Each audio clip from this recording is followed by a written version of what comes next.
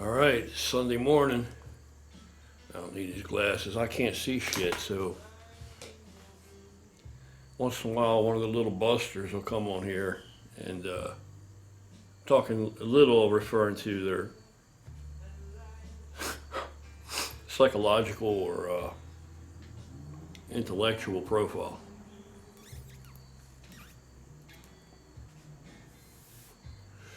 So sometimes these little busters come on and they think, I'm looking at myself. Oh, don't I look good? Oh, yeah. No, I can't even see anything. I've got a fucking blur in there, for God's sake. I need glasses and I'm so stubborn. I said, fuck it, I won't wear them. Maybe it'll be the death of me. Who the hell knows? Maybe I'll run off the side of the road on this here motorcycle one day or night because I can't see. Serve me right, right? Then all the busters can have a celebration, see if that improves their life any.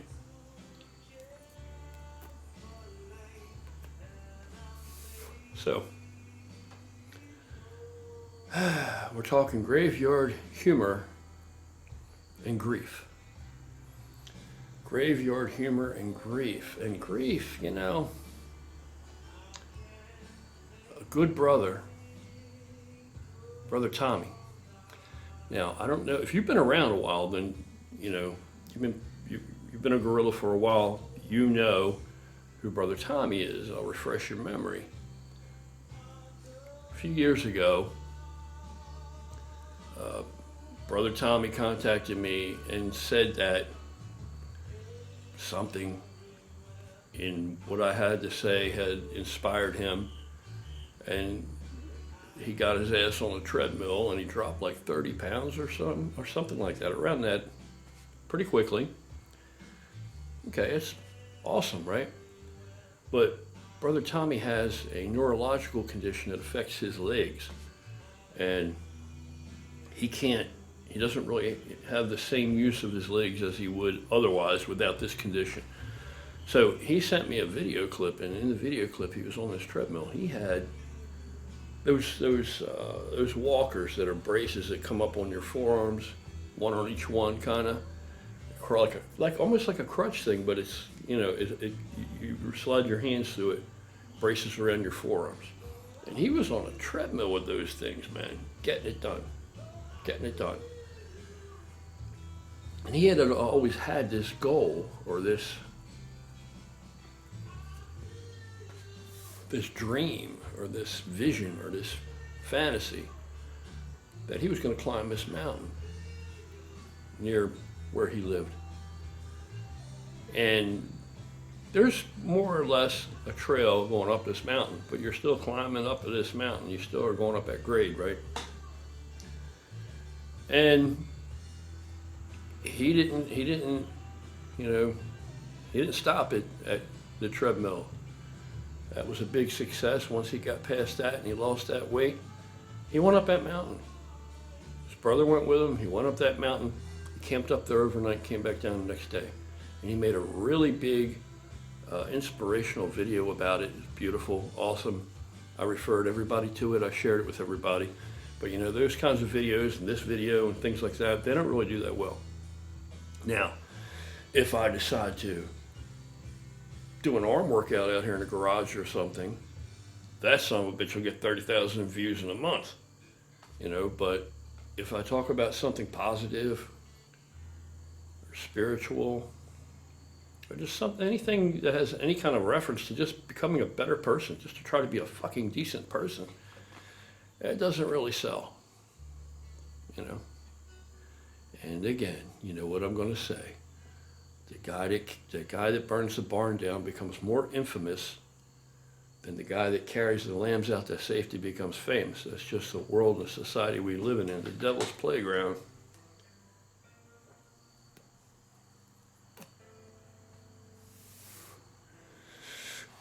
Sitting here drinking my Tudka before I have anything to eat, and that's a whole other video I'm going to put up later today about this miraculous frickin' substance.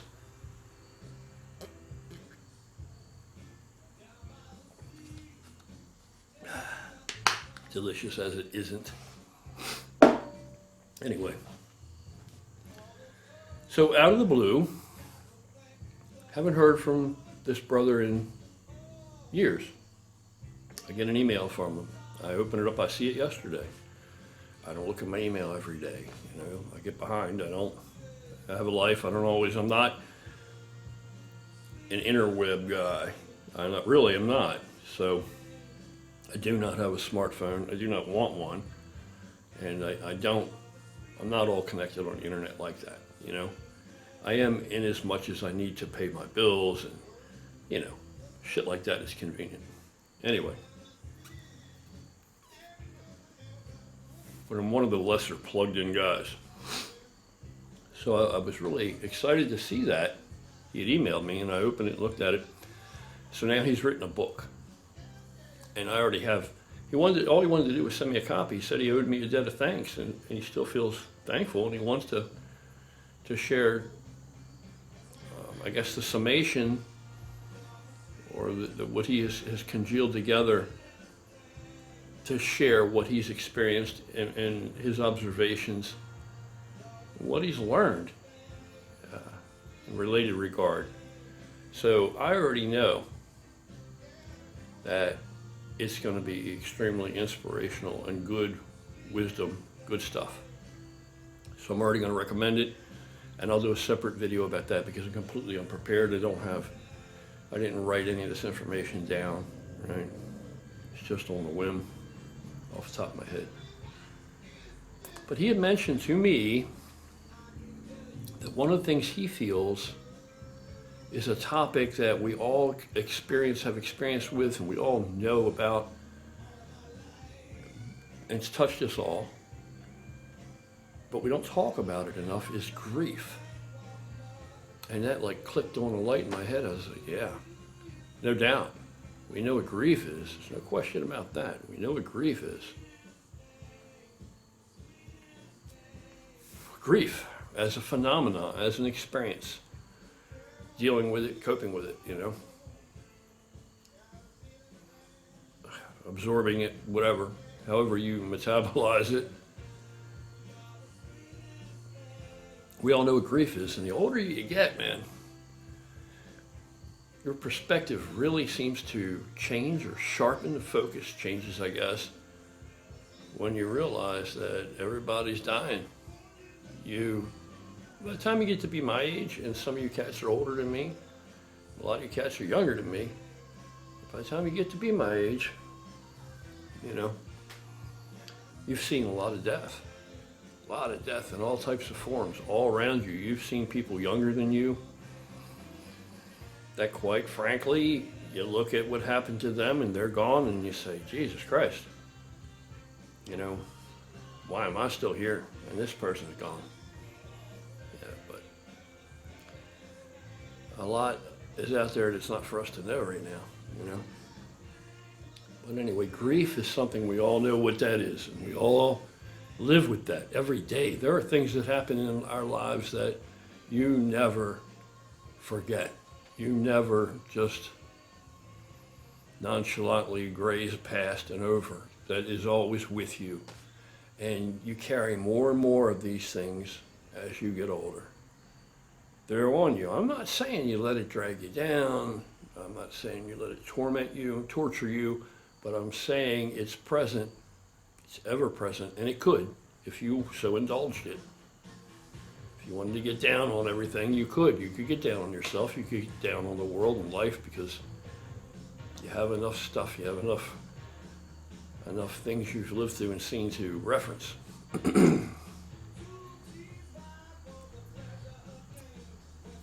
And I sometimes think about a line in this John Cougar song, John Mellencamp song, where he says, life goes on long after the thrill of living is gone. And that's something, when that song first came out and I was a bit younger, it's just a line in a song, a lyric. But now it carries truth with it to me. And I'm sure a lot of other people. And look, I'm not saying that life is not a good thing. Life is awesome. Not trying to go anywhere yet, you know, but that's where the graveyard humor comes in, and a lot of you guys and gals know what that is. I mean, when you live close, you brush close to death, what else are you going to do, man? You still got to find, no matter what the situation you're put in, we find ways to laugh. We find ways to smile. You have to. You have to, or you're going to lose it. Or you are going to lose it. So that's where all that comes from, that graveyard humor shit where you can joke about it, you know.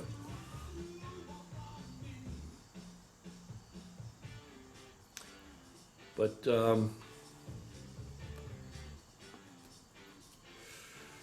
yeah. Little cigars, they just don't stay lit. Very good, though.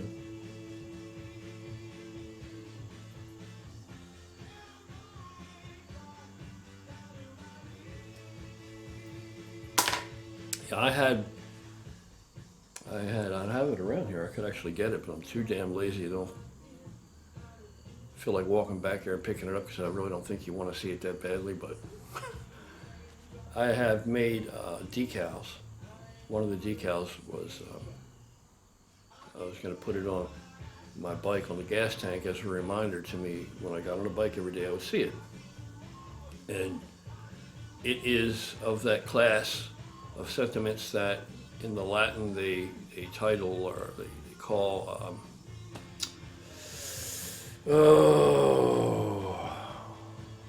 memento. I don't know. I'll probably think of it.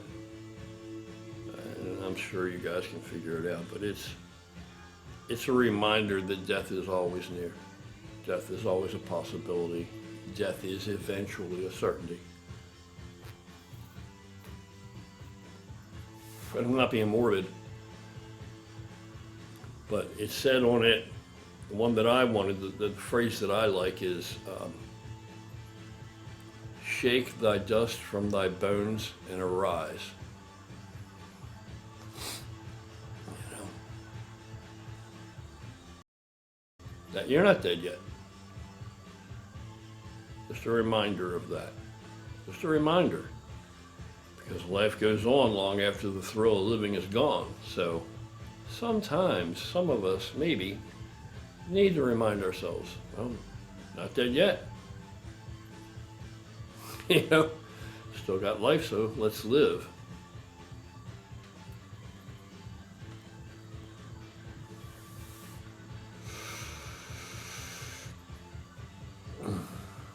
I have a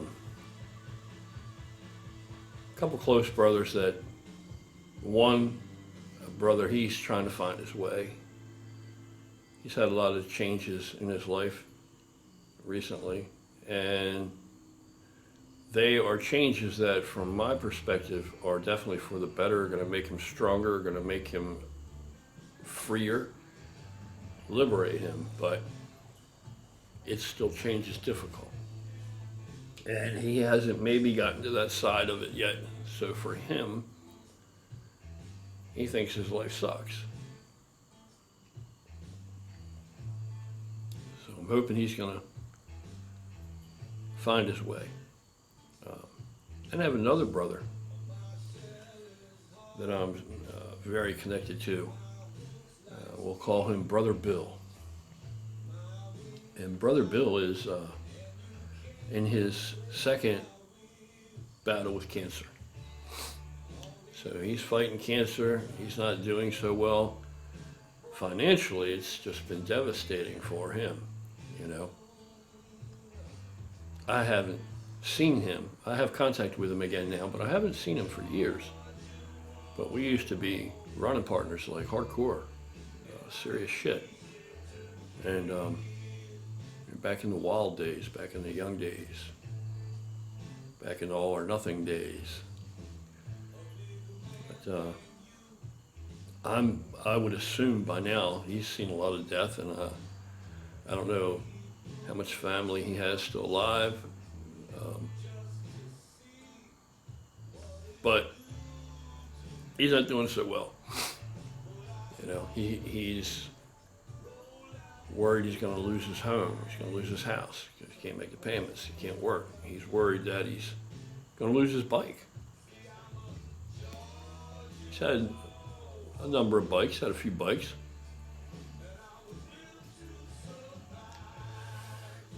He had a badass shovel pan chop. I don't know what the hell he did with that, but that was a sweet, sweet ride.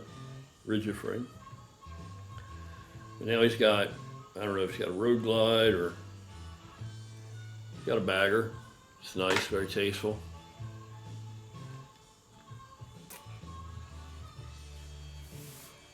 But he's struggling. He's struggling. And of course, I'm going to help as I can, you know. And then there's a part of me that I don't want to come on like, I haven't seen him, heard from him, spoken to him. We haven't had contact with each other for all these years. I don't want to come on like that I'm coming from some place on a high horse where I can help him out some. You know what I mean? I don't want to I don't want to impose a feeling upon him, even though it's completely unintended, that, people are funny about money. They're funny about asking for help. They're funny about accepting help sometimes. And people are really reluctant to help when it comes to money. You know, I put on a demonstration one time, years ago. It took a lot of planning and a lot of logistics.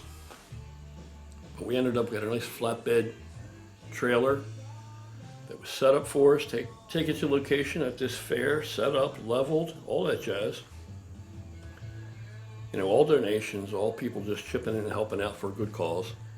And we were trying to raise money for Johns Hopkins Pediatric Oncology Wing, you know, for kids with cancer.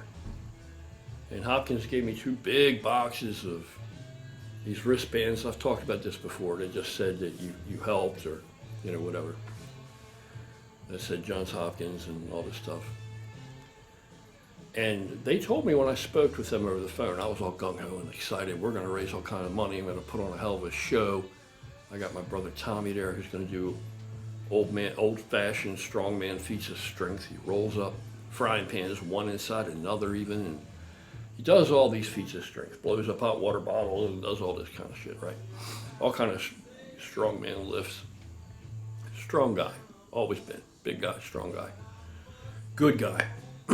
And I had Brian West in there, squatting 900 pounds, 1,000 pounds. I don't know what he squatted on that day, but at that time he was a world record holder with a 1,000-pound squat in competition at a body weight, I think 232 class, maybe? I'm not sure. Been a long time. Had Jeff McVicker there, I believe, who also, I think at that time, held a world record bench, which was, I think, at that time, 705 pounds at 198-pound body weight. I mean, he's not a 198-pound guy. It's where he competed. He walks around 220s-ish. You know, like Brian, he might have competed in 232 or whatever. He'll walk around 250 normally. But had all these guys come out, and a lot of other people, males and females, men and women, come out, and we set all this equipment up on this flatbed and put it on all these exhibitions. And it drew a huge crowd. There were people out there at this fair taking pictures, video, every other thing. And I was going out with buckets. We had buckets we were taking out there to see if you donated $1, you got a wristband, you know. And it was for kids with oncology, man. Kids with cancer, man. Kids with cancer. A lot of these kids knew they were terminal. You know, couldn't leave the place. And you know that it was almost impossible to get $1 out of somebody. End of the day, our own group, our participating people, in totality, we gave much more than that entire crowd than what we could collect from them. Because people don't want to reach in their pocket, man. If you ain't got to reach in your pocket for $1 for kids with cancer, I don't know if anything will speak to you. But I bring this up because Brother Bill's in trouble. I don't want to put his personal information out there. If you want to help, if you know me, you know what the deal is. If you want to help Bill, feel free to donate. You can do it through the website, gorillawithacause.org. I'm sorry, www.gorillawithacause.org, and you can donate and specify on there for Brother Bill if you want to help a good brother out. I don't expect there to be a whole outpouring of people reaching out and helping a stranger like this, but he will absolutely get it if you want to help. So that's it. I wanted to put something out there. I don't have his permission, so I didn't want to put his information out there or any of that kind of shit. It's personal information, but I wanted to do something at the same time. I don't want to sit on my hands about it, and I'm helping out as much as I can.